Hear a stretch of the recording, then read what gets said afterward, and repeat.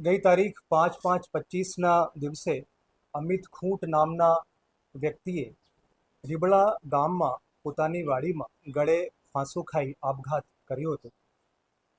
એમના ખિસ્સામાંથી એક સુસાઇડ નોટ મળી હતી, જેમાં 4 લોકોના નામ હતા.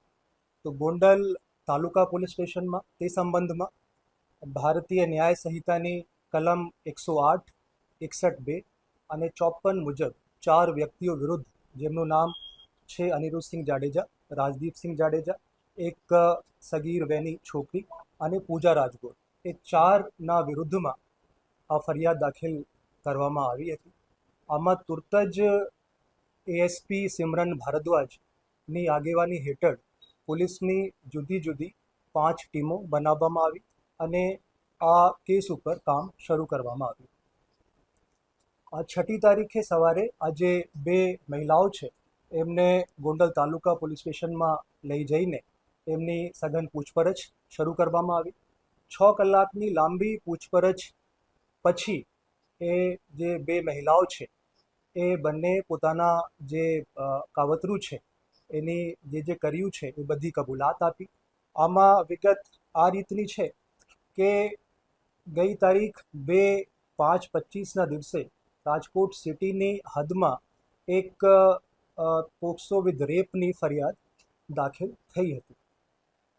તો આમાં 2 તારીખથી લગભગ 10 દિવસ પહેલાં એક એક્સ નામના વ્યક્તિ આ જે 2 મહિલાઓ છે એમને મળે છે અને એમનાથી વાત કરે છે કે એક વ્યક્તિને એવી રીતે ફસાવવાના છે, તમને પૈસા પણ મળશે, નોકરી પણ મળશે અને તમારી જે લાઈફ છે એ સેટ થઈ જશે.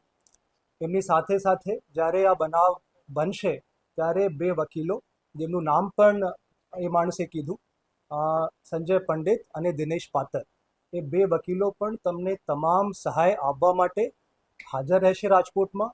અને પોલીસ આમાં ફરિયાદમાં ના પાડે અથવા દેર કરે તો મીડિયાને બોલાવીને એ મીડિયામાં આપશે, જેથી કરીને પોલીસ ઉપર પ્રેશર બનશે અને પછી ફરિયાદ ઝડપથી દાખલ થશે. તો તમને ગભરાવાની કોઈ જરૂરત નથી. એ 2 વકીલો જે છે એ પણ તમારી તમામ લીગલ જે સહાય છે એના માટે ઉપલબ્ધ રહેશે. તો આ રીતની જે વાત છે એ જે વ્યક્તિ એક્સ છે આ બંને છોકરીઓથી કરી. એ જે 2 મહિલાઓ છે એમની સાથે એક ત્રીજી પણ મહિલા રહે છે. પહેલાં નક્કી કરવામાં આવ્યું કે ત્રીજી જે મહિલા છે એ આ જે કામ છે એને અંજામ આપશે, પણ એ પુખ્ત વયની મહિલા હતી. તો પછી એક સગીર વયની જે છોકરી છે એમને સિલેક્ટ કરવામાં આવ્યા અને પછી આ કાવતરું રચવામાં આવ્યું, જેથી કરીને આમાં પોક્સો વિથ રેપ લાગે તો આમાં જામીન જે છે એ આરામથી, આસાનીથી મળશે નહીં. તો આ વસ્તુ ધ્યાનમાં રાખીને એક સગીર વયની જે છોકરી છે એના આમાં યુઝ કરવામાં આવ્યું છે.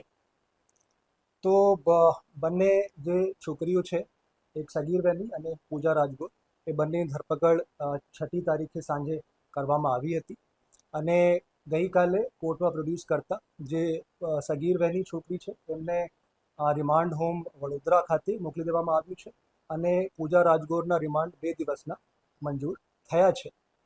એના સિવાય ગઈકાલે અમે બંને જે વકીલો છે, દિનેશ પાતર અને સંજય પંડિત, બંનેની ધરપકડ કરી છે અને આ બંને વકીલોની જે પૂછપરછ છે અત્યારે ચાલુ છે. આજે સાંજે આ બંને વકીલોને કોર્ટમાં પ્રોડ્યુસ કરવામાં આવશે.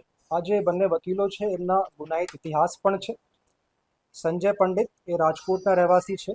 એના વિરુદ્ધમાં એ ડિવિઝન રાજકોટ સિટીમાં એક રેપની ફરિયાદ દાખલ થઈ છે 2023માં. ગાંધીગ્રામ પોલીસ સ્ટેશનમાં રાજકોટ સિટીમાં 2019માં એક એટ્રોસિટી એક્ટ હેઠળ એમના વિરુદ્ધમાં ગુનો દાખલ થયો છે. ગાંધીગ્રામ પોલીસ સ્ટેશનમાં જ 2022માં એક ફોર્જરીના કેસ એમના વિરુદ્ધમાં દાખલ થયો છે અને એ ડિવિઝન રાજકોટ સિટીમાં એક એક્સટોર્શનના કેસ સંજય પંડિત વિરુદ્ધમાં વર્ષ 2019માં દાખલ થયો છે. દિનેશ પાતર એ ગોંડલના રહેવાસી છે.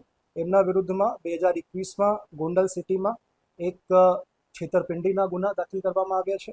જૂનાગઢમાં મહિલા પોલીસ સ્ટેશનમાં 498A હેઠળ એક ગુનો દાખલ છે અને ગોંડલ સિટી પોલીસ સ્ટેશનમાં 2021માં એક મારામારીની ફરિયાદ આ દિનેશ પાતર વિરુદ્ધમાં દાખલ થઈ છે.